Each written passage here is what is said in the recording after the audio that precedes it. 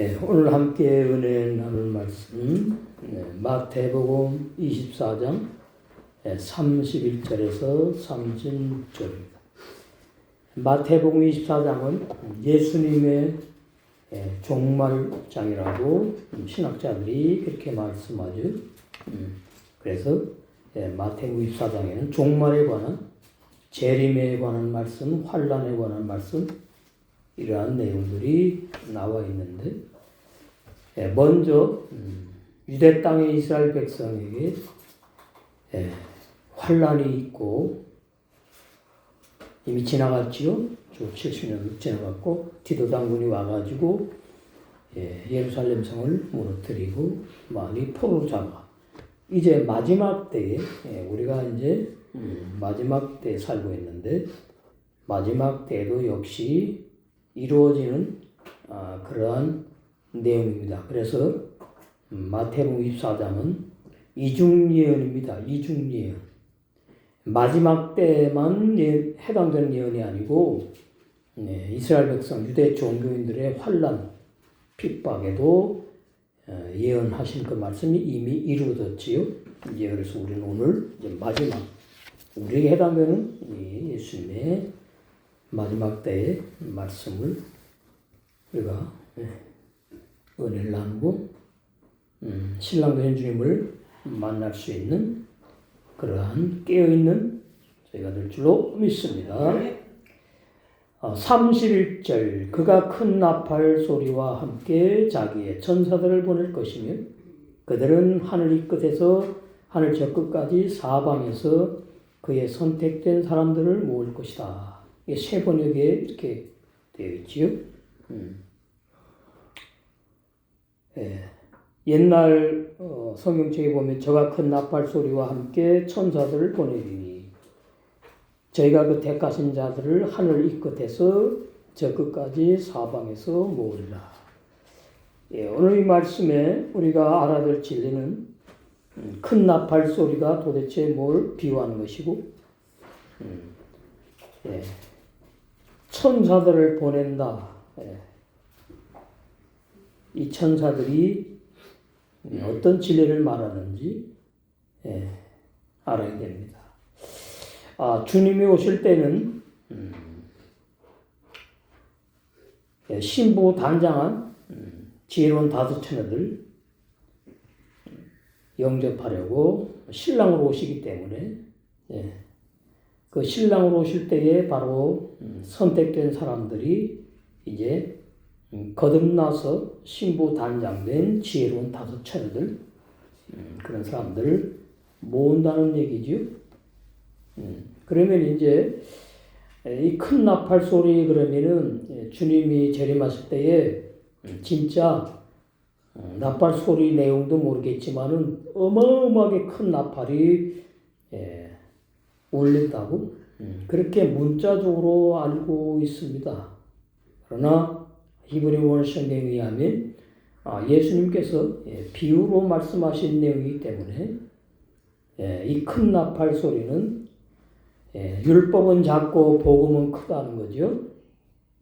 그래서 빛의 말씀, 영광의 복음, 올바른 구원의 진리, 그 구원의 진리를 증거하고 있는 때에 주님께서 적은 무리들, 올바른 구원의 진리, 큰 복음의 말씀으로 거듭나서 신부단장하는 그러한 사람들을 이제 데리러 가시려고 천사들을 보내서 그런 사람들을 이제 모은다. 이런 내용이죠. 그런데 히브리 원어에 보면 천사들이 영물 천사를 말하는 게 아니고 사람을 말하는 것을 알 수가 있어요. 그러니까 천사들, 그러니까 영물 천사로만 알고 있는데 계시록에 보시면 주의 종을 보고도 천사라고 비유로 말씀하신 내용이 있지요. 계시록 1장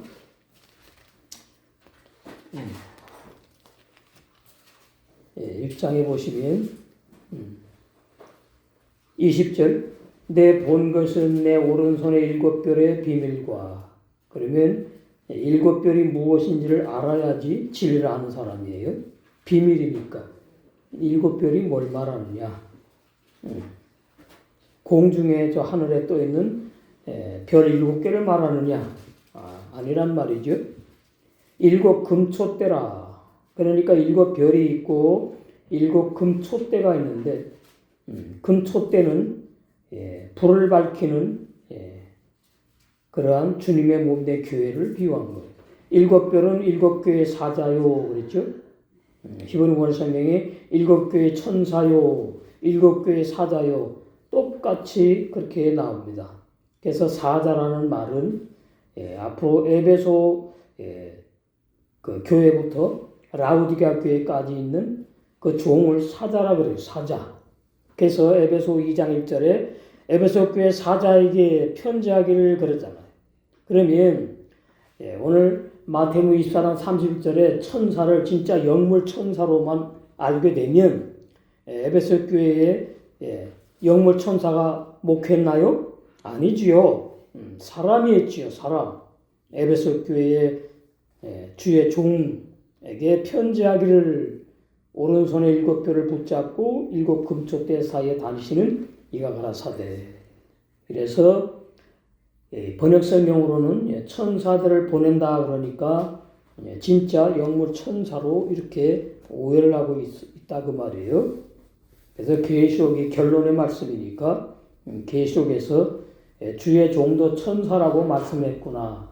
우리가 이렇게 폭넓게 진리를 알아야 됩니다. 그렇지 않으면 진짜 어느 날 주님이 재림하시는데 아주 고막이 터질 정도로 큰 나팔 소리가 전 세계에 막 울리고 그래요? 전 세계에 다녀 있습니까? 본문에 없잖아요. 그렇게 이제 설교를 한다 그 말이에요. 도의 초보 설교는. 그리고 이제 그때 천사들을 보낸답니다. 그럼 이 천사들이 남자냐 여자냐 뭐 아직도 말이 많아요. 중성이냐 뭐 날개가 달렸느냐 뭐 날개가 안 달렸느냐 그 전부 다 성경에 없어요. 성경에 그렇게 말씀한 데가 없는데 로마 천주교에서 야곱과 씨름한 천사 날개 달린 것으로 그렇게 설교를 했고 또 그 화가들이 또 그렇게 그려놨으니까 그렇게 믿게 된 거예요. 우리가 천사들 그러면 날개가 달려 있구나. 근데 보니까 여자 같은 남자예요. 미성이 아주 아름답게 생겼어. 남자냐 여자냐 뭐 그건 전부 다 쓸데없는 말들이고 낭설에 불과하고 성경에 의하면 천사를 구약에는 천사와 야곱이 씨름했는데 그 천사가 누구라고 말하고 있느냐 하면은 하나님이라고 또 말씀하고 있다 그 말이에요. 그래서 이 천사라는 개념을 우리가 올바로 알 필요가 있습니다.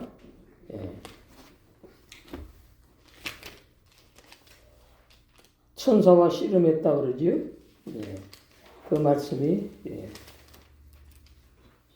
자 창세기 30 몇 장이네. 거기 보시면 나와요. 말씀을 올바로 잘 알아야 됩니다. 어린아이처럼 천사라고 그러니까 진짜 뭐 천사로 그렇게 생각하게 되면 주님이 재림하실 때에 주님을 도덕과 주시니까 못 만난다고 그러죠. 잘못 믿었으니까 못 만나면은 구원이 없는 거예요. 이거 참 마지막 때에 참 심각한 내용이 맞습니다. 창세기 32장 여기 나오죠. 거기 보면은 24절 야곱은 홀로 남았더니 어떤 사람이라고 또 번역해 놨어요. 도대체 참 뭐가 뭔지 몰라. 어떤 사람이라고 했다가 천사라고 했다가 또 호세아 12장에는 또 뭐라 그러니까 하나님이라고 했다가 도대체 뭐예요? 이래서 자기의 신앙 분량대로 믿게 만들어 놨어요. 그러나 우리는 올바른 그 천사 개념 진리로 알아야 되겠다. 믿어야 되겠다. 그 말이에요. 야곱은 홀로 남았더니 어떤 사람이 날이 새도록 야곱과 씨름하다가 그 사람이 자기가 야곱을 이기지 못함을 보고 그러면 야곱이 홀로 남아 있는데 어떤 사람이 탁 나타나더니 야곱하고 말이죠. 씨름을 했다는 얘기밖에 안 되잖아요. 이 번역으로 보면. 예. 그 사람이 자기가 야곱을 이기지 못함을 보고 야곱이 아주 이만기 장사처럼 아주 씨름을 잘했나 보지요. 야곱의 환도뼈를 치매 야곱의 환도뼈가 그 사람과 씨름할 때에 위골되었더라. 이 야곱의 환도뼈가 뭐냐? 이 남자의 엉치뼈를 말해요. 엉치. 그런데 원어에 보면 이 남자의 사타구니를 말하는 거예요. 무슨 얘기냐? 야곱은 죄인을 비유하고 이스라엘은 구원받는 새 사람을 비유하는 새 이름이거든요. 그러니까 야곱 죄인을 죽이는 것을 비유했단 말이지요. 환도뼈를 쳐가지고 실제로는 이 엉치뼈가 어긋나니까 절룩거릴 거 아닙니까? 위골되었으니까. 그래서 그 사람이 가로되 날이 세려하니 나로 가게 하라. 야곱이 가로되 당신이 내게 축복하지 아니하면 가게 하지 아니하겠나이다. 그러니까 야곱은 하나님의 축복에 목숨을 건 사람이거든요. 아주 열심히 했어요. 그 사람이 그에게 이르되 내 이름이 무엇이냐? 그가 가로되 야곱이니이다. 야곱은 사기꾼 도적놈 옛사람 죄인을 비유하는 겁니다. 성경은 전부 다 구원을 말씀하는 책이에요. 그 사람이 가로되 내 이름을 다시는 야곱이라 부를 것이 아니요 이스라엘이라 부를 것이니 이는 내가 하나님과 사람으로 더불어 겨루어 이기었음이라. 그러니까 야곱이 또 사람이 아니고 또 보니까 하나님이라고 또 나오죠. 어떻게 사람이 하나님과 싸워서 이깁니까? 이건 번역상의 오류고요. 무슨 얘기인가 하면은 야곱이 하나님에게 옛사람 죄인이 죽임을 당하고 새 사람으로 거듭나는 진리를 이긴 사람, 새 사람이 이긴 사람, 마귀를 이긴 사람, 죄악을 이긴 사람, 요한서 3장 9절에 죄짓지 않고 범죄하지 않은 하나님의 아들을 비유하는 거다 그 말이에요. 그걸 갖다가 이겼다 이렇게 말해요. 그러니까 이 번역, 이 헬라 번역이거든요. 창세기 여기도 이대로 자꾸 믿으니까 진리에서 자꾸 벗어나는 거죠. 야곱이 청하여 가로되 당신의 이름을 고하소서. 그 사람이 가로되 어찌 내 이름을 묻느냐 하고 거기서 야곱의 축복한지라.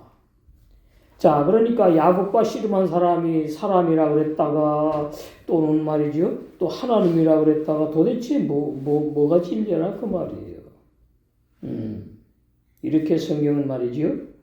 진리를 많이 감춰놨습니다. 그러니까 야곱과 씨름한 그 사람으로 믿는 사람도 그렇게 믿어요. 그 다음에 야곱이 하나님하고 씨름했구나. 그러면 또 그렇게 믿어요. 그런데 여기에서는 그것보다 중요한 것이 뭐냐면 환도뼈가 위골됐다는 뜻이 무엇이냐. 구원의 진리로 봐야 되거든요. 제가 조금 아까 말씀드렸듯이 환도뼈가 위골됐다는 말은 아브라함이 양피를 베어서 할례를 받은 것과 연결됩니다. 그러면 구약에 왜 남자가 아이가 태어나면은 8일 만에 그 남자의 꼬추끝을 베느냐? 그게 어마어마한 진리가 감춰 있는 거예요. 뭐냐 하니까 그 유괴 사람이 남자가 결혼해가지고 자식을 낳으면 계속해서 유괴 사람만 난다는 뜻이에요. 유괴 사람만 난다. 그러니까 구원받은 사람을 낳지 못한다. 그 말은 아브람 너는 죄인이다. 너는 죽어야 돼. 그래서 새 이름 아브라함을 주시면서 그 아브라함에게 이삭을 약속하셨잖아요. 이렇게 구원의 진리로 성경 말씀은 전부 다 해석이 되는 거예요. 호세아서 12장에 보시면 거기 야곱 씨름하는 말씀이 나옵니다. 3절 야곱은 태에서 그 형의 발뒤꿈치를 잡았고 이스라엘 나라는 장자가 아버지의 그 소유권 2배를 받거든요. 그러니까 장자가 아주 중요해요. 가정을 이제 이끌어갈 사람이니까. 예. 그러니까 그걸 이제 야곱이 어떻게 압니까? 예? 예. 태어나지도 않은 그런 상태인데. 그래서 다 진리를 말하는 거예요. 그러니까 야곱이 아니야 내가 장자가 되어가지고 갑절의 축복을 받아야 돼. 그래가지고 야곱이 이제 그 에서의 발뚝김술을 잡았다는 뜻이 진리의 해석이라 그 말이에요. 네? 내가 먼저 나갈 거야. 그래서 에서 그 형의 발뚝김술을 잡았다는 말은 그건 진리가 아니에요. 그 다음에 또 작년에 하나님과 힘을 겨루고, 하나님이네요. 사람이 아니고. 그 다음에 또 천사라고 그러네요. 4절에. 천사와 힘을 겨루고 이기고 울며 그에게 간구하였으며 하나님은 베델에서 저를 만나셨고 거기서 우리에게 말씀하셨나니 저는 만군의 하나님 여호와시라. 여호와는 그의 기념칭호니라. 그런즉 너의 하나님께로 돌아와서 인애와 공의를 지키며 항상 너의 하나님을 바라볼지니라. 호세아 선지자를 통해서 하나님께서 이렇게 말씀하셨는데 호세아서 12장에 보니까 천사라고 그랬다가 하나님이라고 그랬다가 도대체 뭐가 진리냐 그 말이에요. 그래서 본문에서 중요한 것은 뭐냐 하니까 천사랑 씨름을 했든지 하나님하고 씨름을 했든지 어쨌든지 간에 중요한 건 뭐냐 하니까 왜 야곱의 환도뼈를 치느냐 그 말이에요. 씨름을 하면은 이렇게 붙잡고 씨름하잖아요. 그러면 팔을 쳐버려야지. 그 못 붙잡으니까 질 거 아닙니까? 근데 왜 갑자기 왜 아랫도리에 환도뼈를 치느냐 그 말이에요. 이 번역 성경으로는 알 수가 없는 겁니다. 그래서 야곱의 환도뼈 생식기가 있는데 거기에서 육의 사람을 계속 낳는단 말이지요. 거듭난 영의 사람을 낳지 못하고 야곱이 죄인을 상징하니까 이스라엘은 구원받을 새 사람을 또 비유한 구약에 이렇게 다 감추는 거예요. 그래서 야곱에서 이스라엘로 아브람에서 아브라함으로 이 전부 다 이름의 구원의 비밀이 감춰 있는 겁니다. 이렇게 우리는 올바르게 진리를 알아야 돼요. 그래서 이제 환도뼈를 치니까 진짜 이제 절룩거리고 살았겠지요. 그러면 이제 야곱이 지팡이를 짚고 절룩거리고 살았는데, 그럴 때마다 뭘 생각하지요? 내가 하나님과 싸워가지고 내가 져가지고 하나님이 내 환도뼈를 쳐가지고 내가 이렇게 절룩거리면서 살게 되어서 이제 내 힘으로 이제 살지 않고 어떻게 해요? 하나님의 힘으로 하나님을 의지하고 살아야 될 것을 보여주는 거예요. 구원받은 영의 세 사람이 하나님만 의지하고 사는 사람이거든요. 그래서 그 야곱이 뭐라 그러니까 지팡이를 의지하고 살았다 이렇게 창세기에 나오거든요. 그럼 지팡이 머리를 의지했다 그러는데 지팡이 머리가 뭐냐? 신약에 보면 교회의 머리가 예수 그리스도예요. 주님만 의지하고 살게 되었다. 그래서 야곱이 아니고 이스라엘로 살게 되었다. 구원받을 사람을 이렇게 야곱에서 이스라엘로 비유해서 창세기에 감추는 겁니다. 이거 참 놀라운 구원의 진리들을 말씀하고 있어요. 그래서 오늘 31절에 천사들을 제가 여러 가지 각도에서 말씀을 찾아서 보여드렸어요. 천사가 주의 종도 천사라고 그러고 구약에는 사람이라고 그랬다가 또 천사라고 그랬다가 하나님이라고 그랬다가 그렇게 표현이 되어 있구나 그 말이에요. 우리가 여기서 볼 것은 자 우리 주님이 신랑으로 재림하시게 되면은 끝나버렸죠 이미. 재림하시면은 신부를 데리고 혼인잔치 들어갑니다. 그러면 이미 세상은 끝난 거예요. 근데 여기 31절이 끝나질 않았어요. 오셔가지고서는 천사들을 또 보내가지고서 하늘 이끝에서 하늘 저끝까지 사방 동서남북에서 선택된 사람들 또 모은다는 이렇게 번역을 해놨다 그 말이에요. 그런데 원어 성경에 보면은 하로호트 성령께서 성령께서 모은다고 이렇게 말씀하고 있어요. 오늘 보시면은 올바른 해석을 보시겠습니다. 사람들의 육체의 눈에 보이는 공중의 구름은 공중에 떠있는 미세한 수증기들이 모여서 형성된 물방울들. 그래서 과학자들이 구름을 10가지로 분류하더라고요. 그러면 우리 주님이 재림하실 때에 도대체 어떤 구름을 타고 재림하시느냐. 주님 한 분으로 재림하신다면서요. 육체로 부활했다 그러니까. 그럼 한 분 아닙니까? 그 한 분이 양떼 구름 탔다가 빛난 구름 탔다가 하늘 구름 탔다가 이 구름 탔다가 저 구름 탔다가 막 이렇게 재림하십니까? 이 구름의 비밀은 아주 중요한 비밀입니다. 신학자들은 모르는 진리. 이 히브리 원에서 구름은 아난이라고 그러는데 이 아난 구름이라는 뜻은 눈에 보이는 그 구름을 말하는 게 아니에요. 비유예요, 비유. 그러니까 영광 중에 오신다, 빛으로 오신다, 말씀으로 오신다, 이렇게 히브리 원어성경에 아난이 이런 뜻이 있다 그 말이죠.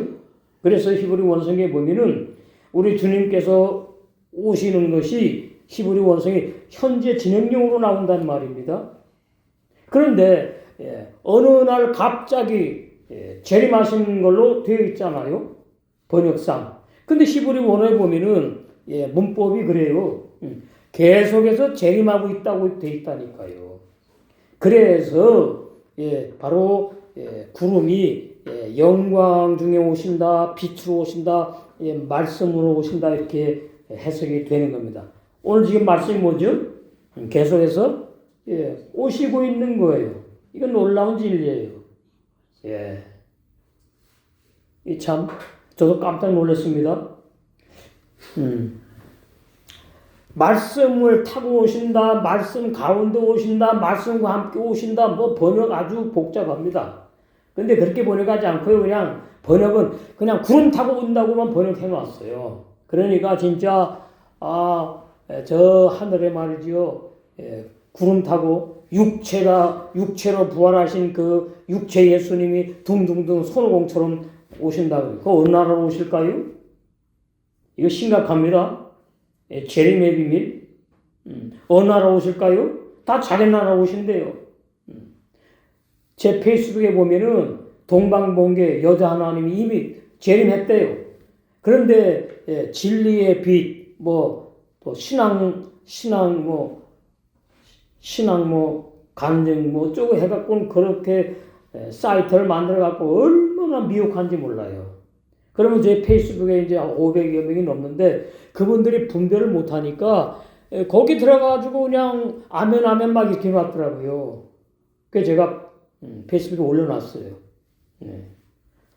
이런 사이트는 이단 사이트입니다. 그랬더니 또 이제 제가 올린 거기다 또 아멘 또 막 올렸더라고요. 이게 진짜 지금 말씀 전쟁이에요. 말씀 전쟁. 우리가 이단이라 그러면 내놓은 거니까 그건 말할 필요도 없는데 우리 기독교 내에 이게 혼란스럽단 말이에요. 진짜 구름 타고 온다고 믿고 있잖아요. 그래서 우리가 볼 것은 뭐냐 하면은 이 빛난 구름 타고 온다고 되어 있는데 그 왜 그러니까 햇빛에 하얗게 반짝반짝 빛나 보이기 때문에 빛난 구름이라고 비유로 구름을 증거한 내용인 것을 알아야 돼요. 그래서 구름이 아난이라 히브리 원어 아난. 근데 그 아난이 뭐라 그랬죠? 영광, 빛, 말씀. 이렇게 되어 있단 말이죠. 말씀으로 오신다, 영광 중에 오신다, 빛 가운데 오신다. 다 같은 의미예요. 그러면 영광의 복음이 되는 것이고 빛의 말씀이 되는 것이고 올바른 구원의 진리 그 말씀에 의해서만 신부단장이 될 수 있고 그런 말씀으로 신부단장한 사람들 그래서 성령께서 모은다 뜻이에요. 하로트 성령 나오잖아요. 번역에 없잖아요. 그럼 천사들을 보내고 천사가 모은다면서 근데 갑자기 또 성령이 등장하지요. 그래서 히브리 워낙 자세히 이제 되어 있는데 올바른 해석을 할 줄 알아야 돼요. 그래서 베드로가 마태복음 17장 5절, 마가복음 9장 1절에서 8절, 누가복음 9장 21절, 30절에 빛난 구름. 그걸 어떻게 해석했느냐? 베드로후서 1장 17절에 지극히 큰 영광이라고 해석했어요. 이게 올바른 해석이에요. 그러니까 예수님의 제자들이 진짜 눈에 보이는 저 구름 타고 예수님이 온다고 알지 않았어요. 그렇게 믿지 않았다고요. 지극히 큰 영광으로 오신다 이렇게 믿었다고요. 이게 정답이라고요. 진짜 구름이 뭐라고요? 지극히 큰 영광, 빛난 구름으로 비유했지요. 이거 신학교에는 없습니다. 그러니까 신학교의 재림론 고쳐야 돼요. 진짜 눈에 보이는 구름 타고 온다고 잘못 믿고 있으니까. 그 어느 날 도회 초보 설교하면 안 되겠지요. 주님 오실 때 가까우면은 신부 단장할 수 있는 그 단단한 말씀으로 양떼들을 신부 단장을 시켜야 될 의무가 있잖아요.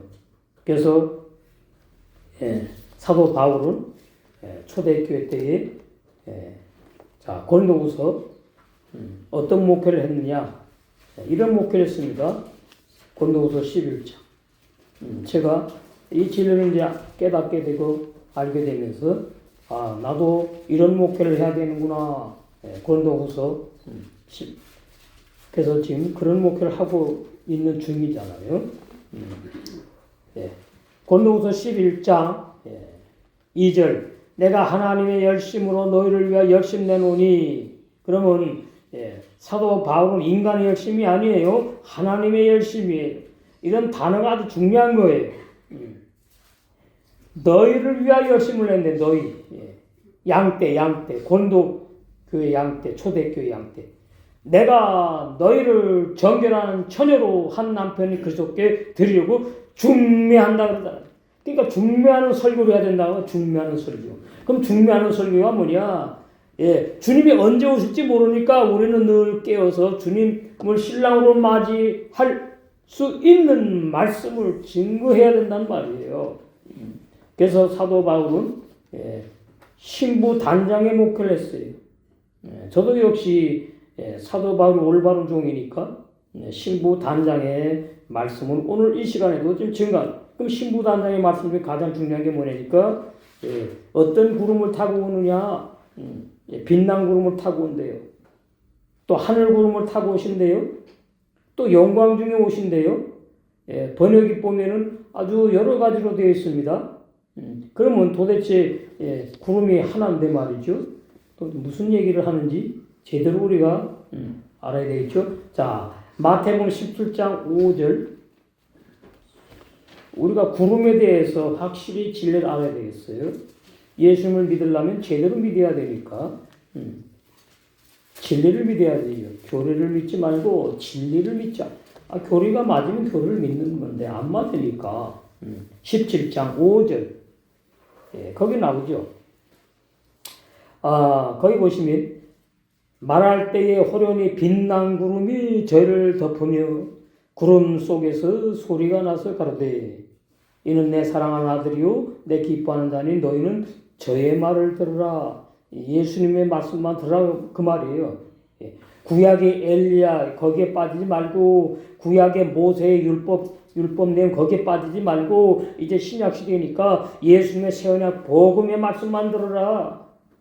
그 뜻이잖아. 근데 빛난 구름이라 빛난 구름. 이 빛난 구름을 체험했지요? 이 마태복음 10장에서 누가 체험했나요? 베드로와 야고보 요한이 체험했잖아요. 근데 베드로가 그 빛난 구름을 해석을 했잖아요. 해석을. 그럼 그 말씀을 믿어야지요. 베드로후서 1장 17절. 이렇게 성경은 성경으로 해석을 해야 됩니다. 베드로후서 1장 17절. 이 말씀이 아주 참 송이꿀 같은 말씀이 말씀의 개혁이 우리는 이미 시작됐지요. 말씀의 개혁이 일어나요. 올바른 진리로 다 수정을 해야 된다. 베드로후서 1장 17절 지극히 큰 영광 중에서 이게 빛난 구름이란 말이에요. 이러한 소리가 그에게 나기를 이는 내 사랑하는 아들이요 내 기뻐하는 자라 하실 때에 저가 하나님 아버지께 존귀와 영광을 받으셨다. 뭐라 그럽니까? 지극히 큰 영광 중에서 그래요. 빛난 구름을 갖다가 지극히 큰 영광이라고 해석을 했습니다. 누가? 참종인 베드로 사도께서. 그럼 우리도 그렇게 믿어야 되는 거예요. 진짜 공중의 구름으로 믿으면 안 된다 그 말이에요. 그건 어른한 신앙이다. 도의 초보다. 예, 이게 중요해요. 마가복음 9장 1절에서 8절. 사복음서에 보면 이제 구름에 대해서 이렇게 나오죠. 마가복음 9장 1절에서 8절. 예. 또 저에게 이르시되 내가 진실로 너에게 이르노니 여기 섰는 사람 중에 죽기 전에 하나님의 나라가 권능으로 임하는 것을 볼 자들도 있느니라. 예. 자, 이러면 뭐죠? 마지막 때 재림하는 게 아니네. 왜요? 여기 선 사람이니까 그때 야고보, 베드로, 요한이거든요. 그 베드로, 야고보, 요한이 어떻게 했다고요? 하는 나라를 임하는 것을 봤답니다. 그럼 이거 해석 못해요, 신학자들이. 이게 도대체 무슨 말이지? 아니, 주님이 재림하셔야지 세상이 끝났던 뭐 또 하나님의 나라가 임한다니? 이게 무슨 뜻이냐? 이게 전부 다 헬라 번역상이 다 오류예요, 오류. 예. 2절 엿새 후에 예수께서 베드로와 야고보와 요한을 데리시고 따로 높은 산에 올라가셨더니 저희 앞에서 변형되사 그 옷이 광채가 나며 세상에서 빨래하는 자가 그렇게 희게 할 수 없을 만큼 아주 희어졌더라. 예. 7절 마침 구름이 와서 저희를 덮으며 여기 또 그냥 구름이라고 표현해놨어요. 구름 속에서 소리가 나되 이는 내 사랑하는 아들이니 너희는 저의 말을 들으라 하는지라. 예. 문득 둘러보니 아무도 보이지 아니한다. 예. 예수님의 제자들이 예수님의 말씀만 들어야 된다. 예. 구약의 엘리야나 모세는 지나갔단 말이지요. 구약 시대. 이제 예수님 말씀을 듣게 되면은 구약의 모든 말씀이 예수님의 새언약 복음에서 다 이루어지니까. 그 말이 오직 예수와 자기들 뿐이었더라. 저희가 산에서 내려올 때에 예수께서 경계하실 때 인자가 죽은 자 가운데서 다시 살아날 때까지는 본 것을 아무에게도 말하지 말아라. 그래. 이렇게 말했습니다. 예. 그 다음에 누가복음 9장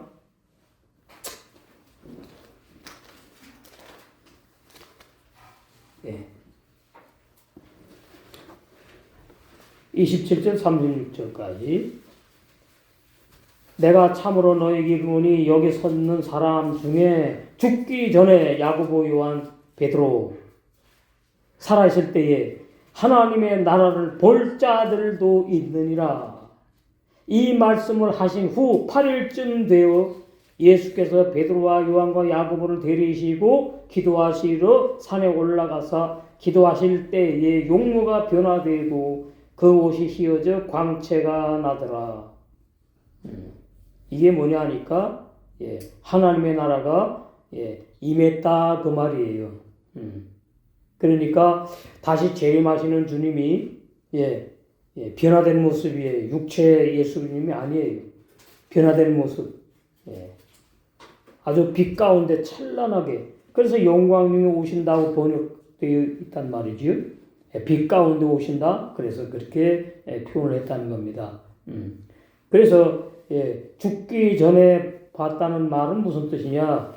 그렇게 말씀하시고서 변화산에서 변형되셨잖아요. 그게 바로 이제 죽기 전에 부활하신 그 주님의 모습을, 변형된 모습을 미리 보여준 거거든요. 그 앞에 있죠. 16장에 27절 인자가 아버지의 영광으로 또 영광으로 오신답니다. 그렇다고 오신다면서요.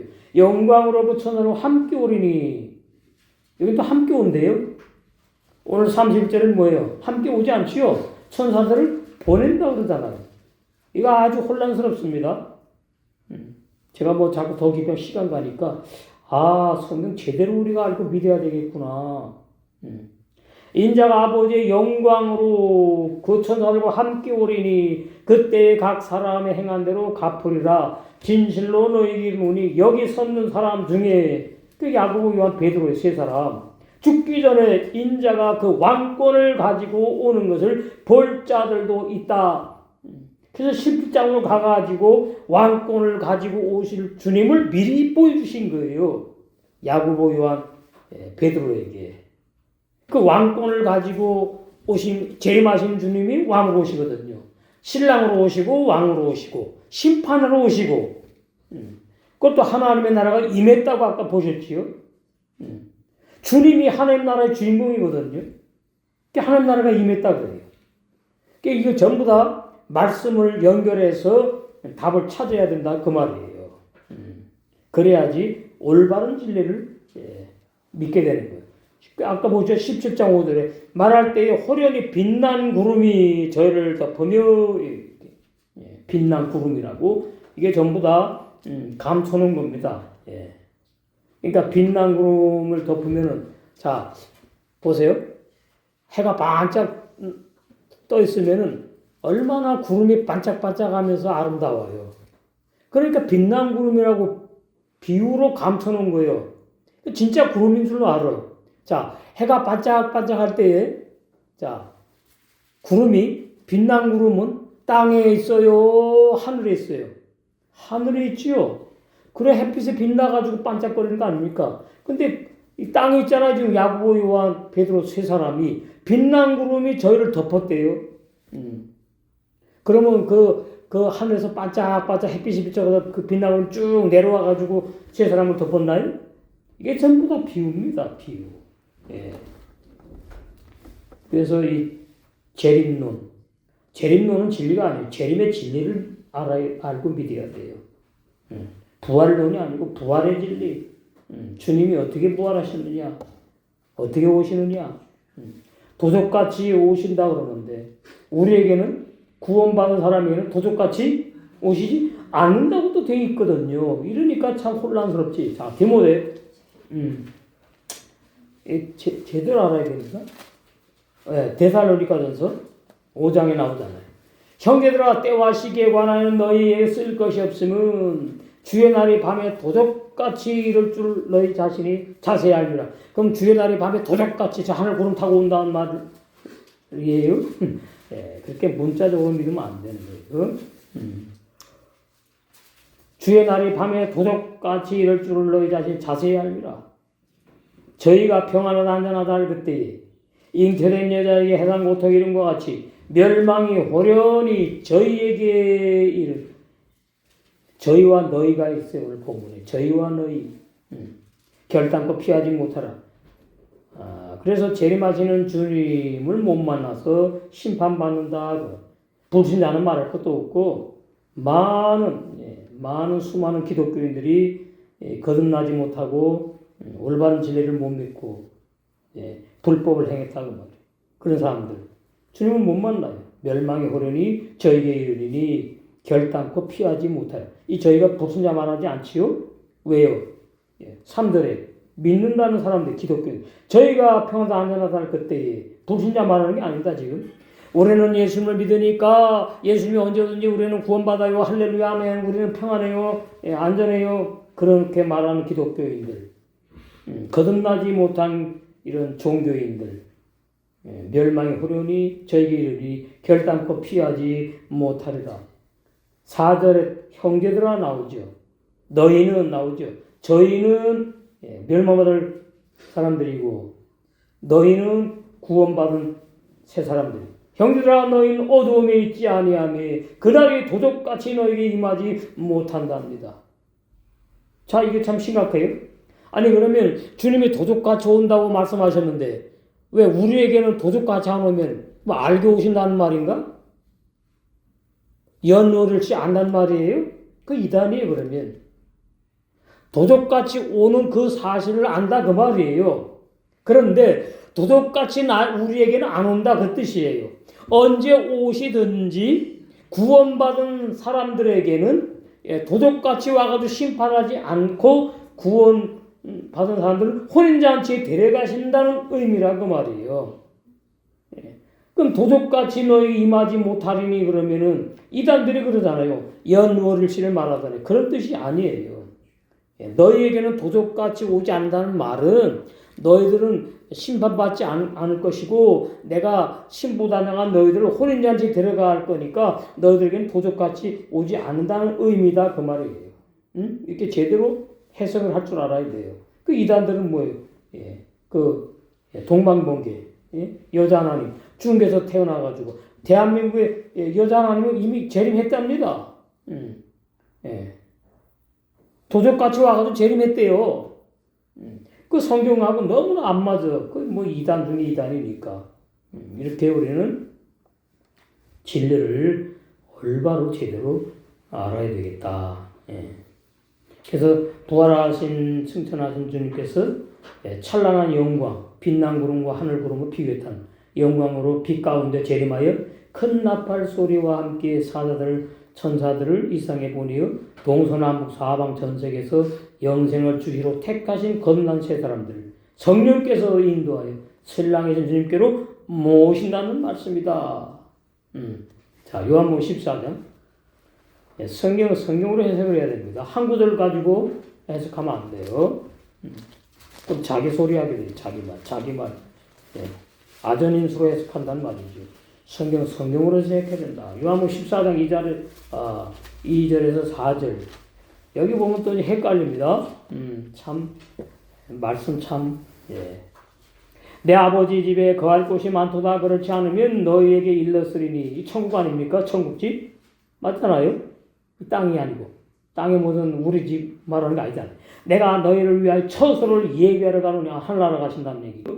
가서 너희를 위하여 처소를 예비하면 내가 다시 와서 재림한단 말. 재림. 구름 타고 재림한단 말. 영광 중에 너희를 내게로 영접하여 나 있는 곳에 너희도 있게 하리라.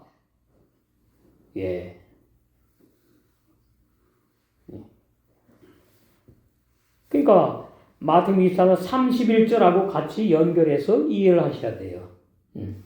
연결해서 주님이 예수님의 제자들 오늘날 이제 구원받은 우리를 오셔가지고 영접하시는구나. 신부단장하죠. 혼잔치 데려가는 거다 그 말이에요. 이렇게 올바로 우리가 알아야 되겠다. 그 다음에 6절 예수께서 가라사대 내가 곧 길이요 진리요 생명이니 나로 말미암지 않고는 아버지께로 올 자가 없다. 근데 원어에 보면은 그 길이요 그 진리요 그 생명이에요. 그냥 예수만 믿으면 그 길이 아니에요. 넓은 길로 가는 사람이에요. 성경에서 말한 올바른 진리의 길, 올바르게 예수 그리스도를 알고 믿어야 되는 걸 말해요. 그래서 요한복음 17장 3절에 예수님과 하나님 올바로 믿으면 영생한다고 말씀하고 있습니다. 요한복음 17장 3절 영생은 그 유일하신 참 진리거든요. 영생은 그 유일하신 진리의 하나님과 그의 보내신 자 예수 그리스도를 아는 것이다. 어떻게 알아야 되냐? 잘못 알면 모르는 거나 마찬가지예요. 제대로 올바르게 알아야지 영생한다. 영생하라고 성경 말씀을 주신 거 아닙니까?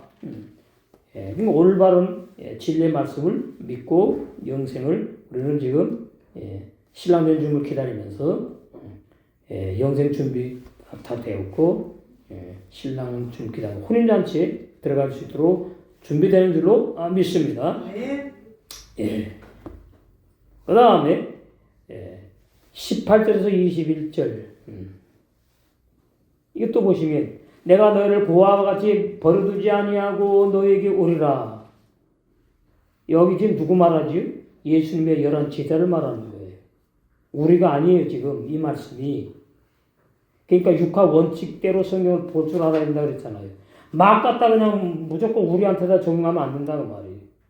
물론 이제 우리도 어떻게 구원을 받겠지만 여기에서 말하는 너희는 먼저 11 제자를 다른 사람 자살해 죽었으니까 내가 너희를 고아와 같이 버려두지 아니하고 너희에게로 오리라. 그래서 부활하신 다음에 어떻게 되냐. 조금 있으면 세상은 다시 나를 보지 못할 터이요. 십자가에 달려 돌아가시니까. 너희는 나를 버리니 부활하신 다음에 3일 만에. 이는 내가 살았고 부활했고 너희도 살겠습니다. 20절 그날에는 내가 아버지 안에 너희가 내 안에 내가 너희 안에 있는 것을 너희가 알리라. 이게 언제? 마지막 심판 재림 때이 아니에요. 이것은 요한복음 20장으로 가서 이렇게 올바르게 성경 진리 알아야 됩니다. 20장 22절이에요. 그날 부활하셔가지고 어떻게 성령으로 11 사도들 새 마음 속에 들어가셨다. 이 말씀을 하시고 자 그럼 여기서 앞에서 보십시다. 19절 이날 안식 후 첫날 주일날이죠. 오늘 주일날 아닙니까? 저녁 때에 제자들이 유대인들을 두려워하여 잡아 죽일까봐 예수님이 안 계시니까 예수님이 있을 때는 예수님 뺑 믿고 막 큰 소리 쳤는데 무서워가지고 유대인들을 두려워하여 모인 곳에 문들을 닫았습니다. 그런데 어떻게 해요? 예수님께서 오사 가운데 갑자기 뿅 나타나고 서요. 육체에 부활하신 예수님이 그렇게 설 수 있나요? 참 이건 문제입니다. 너에게 평강이 있을지어다 이 말씀을 하시고 손과 옆구리를 이거 다 비유예요. 비유. 원어 성경에 보면 진짜 사람의 손과 옆구리인 줄 알아. 히브리 원어 성경에 보면 역사적으로 보면은 예수님의 손바닥에 손에다가 못 박히지 않았어요. 손목이라고 나와요. 히브리 원어 손목. 그러면 그 말씀대로 하면은 손목과 이래야지. 옆구리는 창을 찔렀으니까 옆구리 구멍이 뚫려 있다고 하잖아요.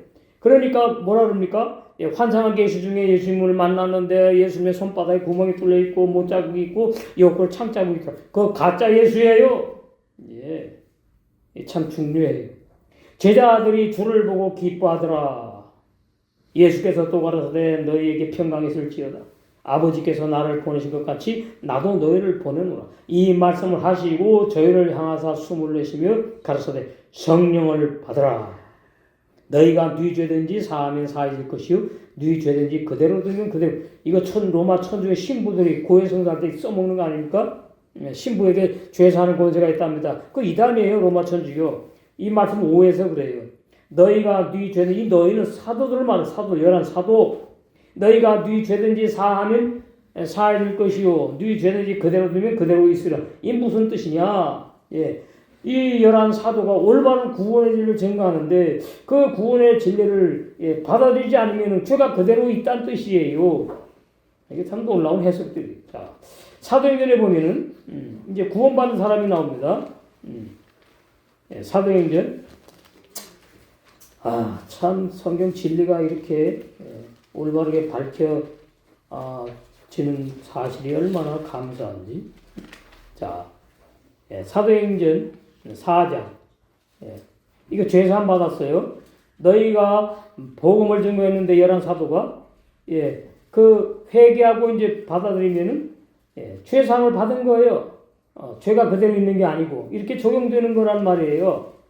사도행전 4장에 보시면은 2절 백성을 가르침과 예수를 들어 죽은 자 가운데서 부활하는 도전함을 시도하여 저희를 잡음에 날이 이미 저문 거로 이튿날까지 가두었으나 말씀을 들은 사람 중에 믿는 자가 많으니 남자의 수가 약 5,000명이나 되었더라. 이게 죄사함 받았다 그 말이에요. 11 사도가 구원의 진리를 증거할 때에 죄사함 받으니까 너희가 네 죄든지 사하면 사해질 것이요. 이 번역이 말이죠. 11 사도가 어떤 사람 만나고 죄를 사해주는 걸로 번역을 해놨어. 이래서 로마 천주교가 나오는 거예요. 번역이 이렇게 되기 때문에 네 죄를 그대로 두면 그대로 있다는 식으로. 그게 아닙니다. 11 사도가 구원의 복음을 증거했어요. 증거했더니 5,000명이 믿고 이제 회개하고 구원을 받았어. 그러면 죄 사함을 받은 거예요. 어떤 사람이 죄 사함을 주는 게 아니고 이단이에요. 구원의 복음을 증거했더니 죄 사함을 받게 되었다. 5,000명이. 이렇게 올바르게 진리를 증거할 줄 알아야 됩니다. 그래서 사도행전에서 이제 또 보시면은 예, 3천 명이 또 세례받고 회개한 2장, 사도행 2장. 이 구원의 복음을 받고 이제 죄 사함을 받고 이렇게 되는 거죠.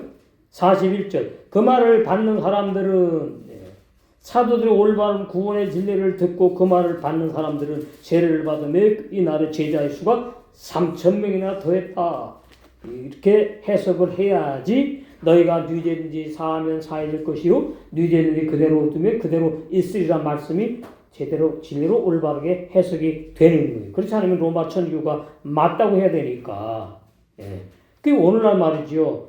또 그런 사람도 있어요. 내가 죄 사는 권세를 받았대요. 그건 이단 목사예요. 아니에요. 어떤 사람은 죄 사는 권세를 받을 수 없어 아무나. 자기 죄만 용서받고 진리의 말씀으로 죄 사함을 받는 것이지. 어디 감히 예수님도 아닌 사람이 말이죠. 죄 사함 권세를 기도 중에 어느 기도 중에 받았나요? 산꼭대기 가서 받았어요? 신도를 받았는가?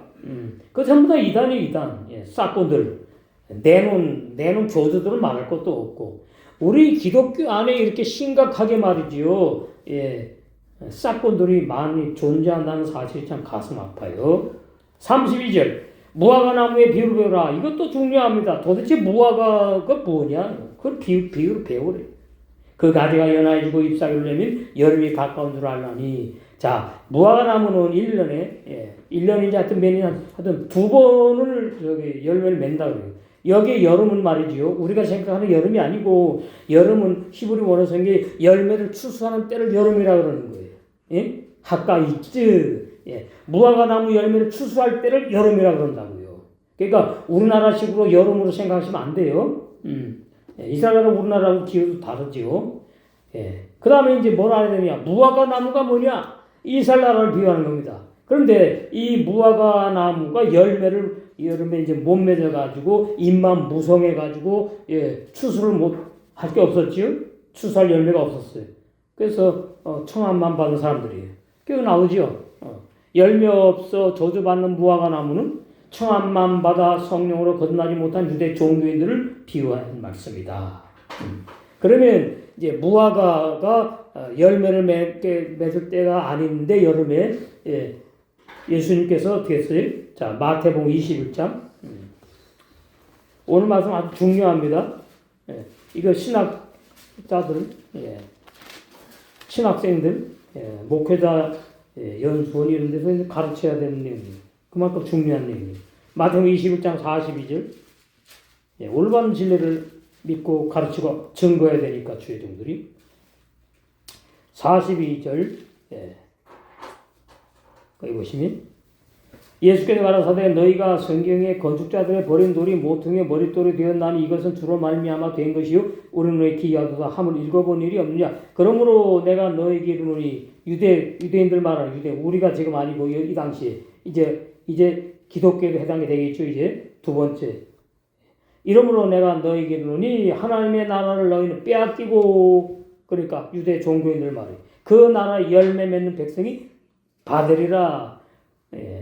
그래서 이 무화과 나무 열매 없는 무화과 나무 잎만 무성하다는 말은 유대 종교인들이 예수님의 말을 받아들이지 않고 율법을 육체로 열심히 지키려고 하는 그 율법 행위 그 잎만 무성하다. 잎만 무성해. 그래서 그 사람들은 어떻게 저주받게 되는 거예요. 그래서 청함만 받은 사람들이고 택함 받은 사람. 자, 우리 마태복음 22장 14절 거기 청함 받은 사람 나오죠. 청함을 받은 자는 많되 택함을 입은 자는 적으니라. 전 세계에 올바른 진리를 믿는 복음교회 너무나 적은 숫자가. 택함 받은 교회 청함을 받은 자는 많아요. 많아. 이게 참 안타깝죠. 그러니까 청함 받는 것도 내 의지로 된 것이 아니고 택함 받는 것도 내 의지로 된 게 아니에요. 다 하나님의 주권으로 되는 거죠. 하나님의 주권. 그게 구원이 선물이에요. 선물. 선물. 그럼 예수님 당시에 청함 받은 자는 유대 종교인들이고 예수님 당시 때 택함 받은 자는 11 사도다. 오늘날 뭐예요? 오늘날 올바른 구원의 진리를 믿고 죄사함 받고 거듭난 영의 새 사람들은 무슨 사람들? 택함 받는 사람들. 많답니까? 적다. 구원받는 사람 누가 보면 적다고 말씀하신 그 말씀이 그대로 말씀대로 이루어지는 것을 우리가 알아야 되지요. 자, 누가 보면 13장 6절에서 9절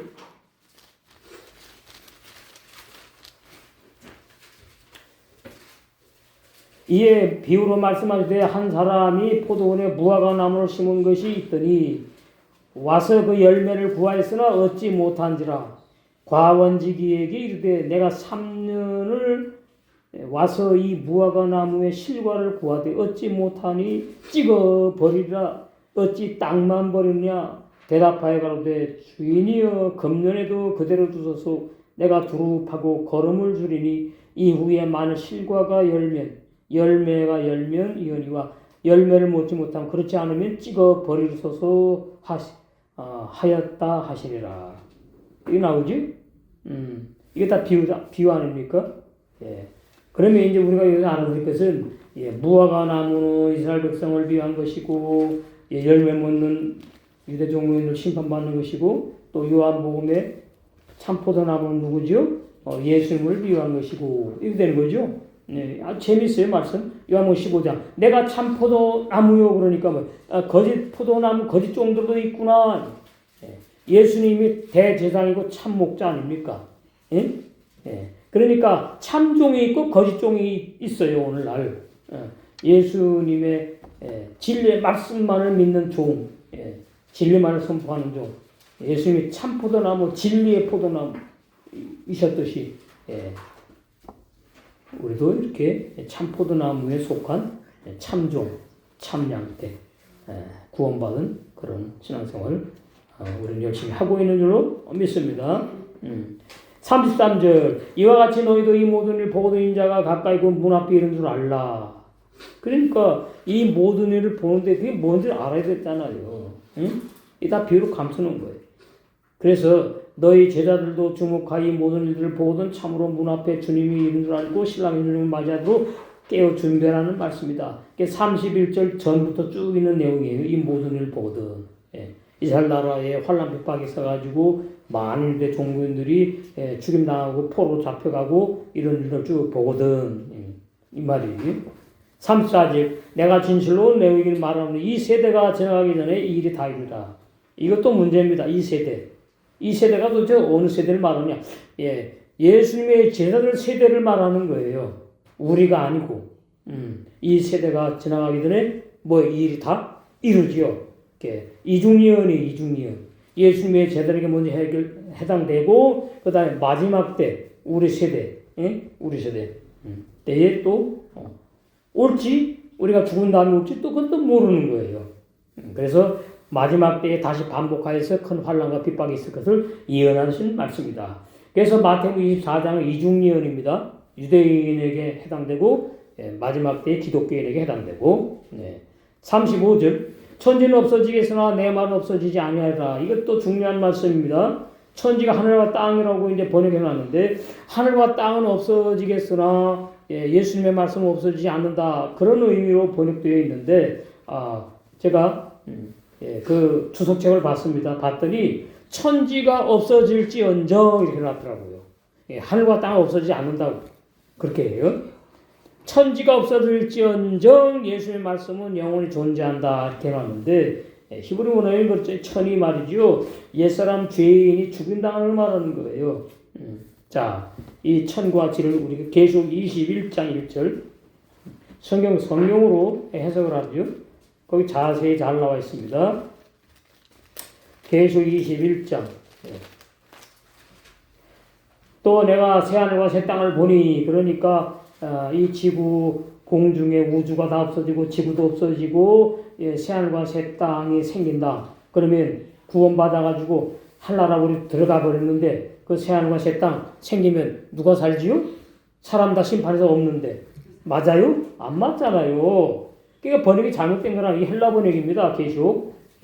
새 하늘은 구원받은 영의 새 사람을 말하고 새 땅은 구원받은 영의 새 사람의 새 마음을 말하는 거예요. 처음 하늘과 처음 땅 옛사람 죄인 소멸시켜가지고 없어 버렸다고 말했다. 로마서 6장 6절에 옛사람 죄인 소멸시켜서 없애버렸다. 그 말이에요. 바다도 다시 있지 않더라. 자, 새하늘과 새 땅이 딱 있는데 바다가 없는 새하늘과 새 땅 보기 좋나요? 바다가 있어야 아름다워요.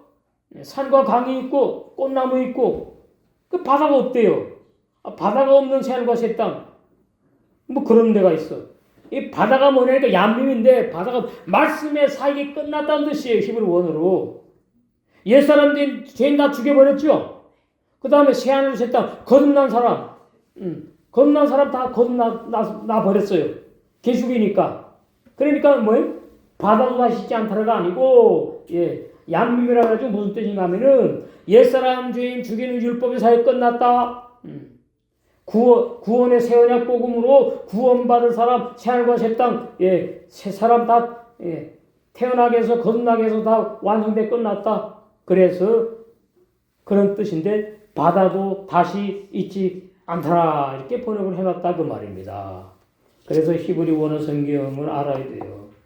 이게 참 보통 심각한 문제가 아닙니다.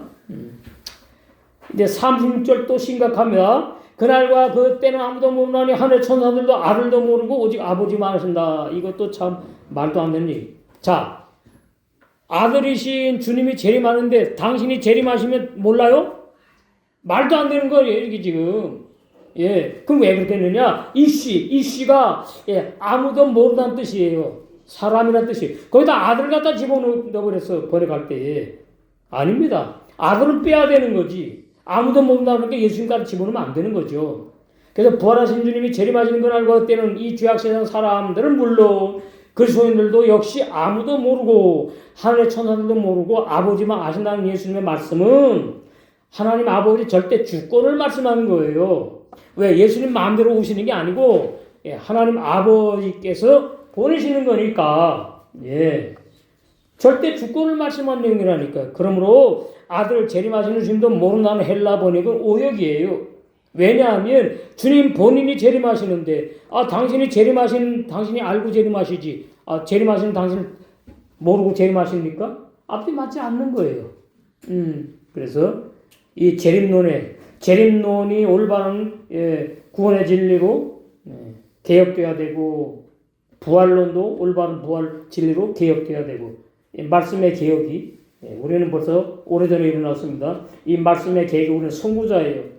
정말 올바른 진리 말씀만을 먹고 마셔서 다 신부단장되어 있어 혼인잔치에 들어가 영생할 줄로 믿습니다.